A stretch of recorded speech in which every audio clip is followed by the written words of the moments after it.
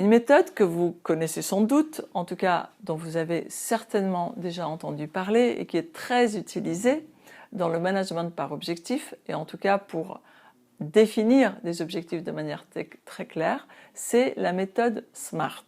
Donc vous trouverez avec cette vidéo un lien YouTube qui vous emmènera sur une vidéo d'une personne qui explique très bien ce qu'est la méthode SMART. Donc cette méthodologie, donc SMART, elle renvoie souvent à la fixation d'objectifs. Et donc le S, c'est pour spécifique. Donc comme vous l'avez déjà vu dans la vidéo, donc c'est vous devez énoncer votre objectif de manière claire, précise et spécifique. Quantifier parfois, par exemple si vous voulez un exemple, je souhaite augmenter mon chiffre d'affaires. Ce n'est pas un objectif spécifique. Par contre, si je dis je souhaite augmenter mon chiffre d'affaires en 2019 de 3% par rapport à 2018, là on est devant un objectif spécifique. Ensuite, on va vérifier, ça c'est pour le S, spécifique. Ensuite, on va faire en sorte que cet objectif soit mesurable. Donc on va mettre en place, c'est là qu'on va mettre en place le fameux indicateur pour suivre que l'objectif est atteint ou pas. Donc mesurable, ça veut dire aussi qu'on a fait un état des lieux au départ et qu'on va pouvoir mesurer au fur et à mesure l'évolution. Ensuite, on va avoir le A. Le A, c'est pour atteignable. On va vérifier que l'objectif est atteignable. Alors le A peut être aussi pour un objectif ambitieux également. Alors pourquoi vérifier qu'un objectif est atteignable?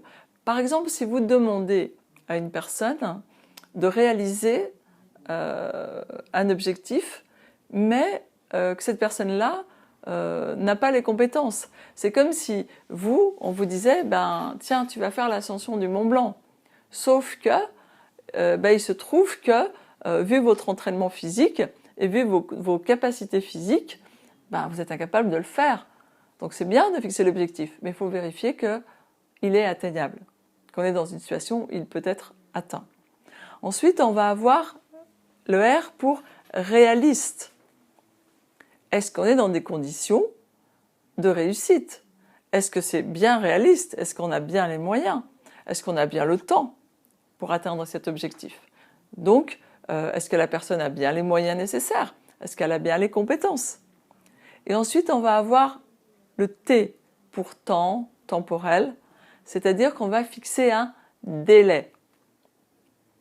Un objectif sans délai, il a beaucoup de chances de ne pas être atteint.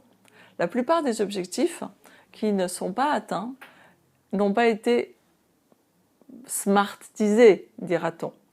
Mais les objectifs, si vous les passez par ce filtre-là, que ce soit vos objectifs personnels ou vos objectifs professionnels, il y a de très très fortes chances pour que vous les atteigniez. Maintenant que vous avez pris connaissance de cette méthode via la vidéo et voilà le complément d'informations que je vous ai donné, en fait j'ai renforcé l'explication que vous aviez vue dans la vidéo, je vous invite à faire 2 exercices. Et le premier exercice, ce sera de choisir un objectif que vous vous êtes fixé et que vous n'avez pas réussi.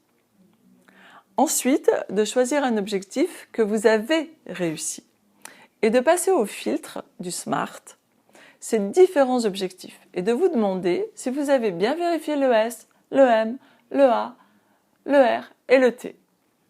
D'accord? Et d'identifier dans celui que vous avez réussi, qu'est-ce qui a été différent de celui que vous n'avez pas réussi. Et probablement que vous allez vous apercevoir que dans le SMART, il y a quelque chose que vous avez omis. Donc ça, c'est le premier exercice. Donc je récapitule. Un objectif que vous avez atteint, un objectif que vous n'avez pas atteint, et ensuite, vous le passez par le filtre du SMART. Et vous regardez les différences entre les deux. Et ça vous entraînera en plus à essayer d'avoir des objectifs SMART. Ce que je vous invite à faire, c'est de faire l'exercice et de le partager entre vous pour que la personne puisse vous dire ben oui, là il est SMART, là il n'est pas SMART, et ainsi vous pourrez confronter la méthode et vous l'approprier. Le deuxième exercice que je vous propose, c'est de vous fixer un objectif selon la méthode SMART et de le présenter à quelqu'un en lui indiquant pour chaque lettre pourquoi il est spécifique, pourquoi il est mesurable, pourquoi il est atteignable et pourquoi il est réaliste et pourquoi il est temporel.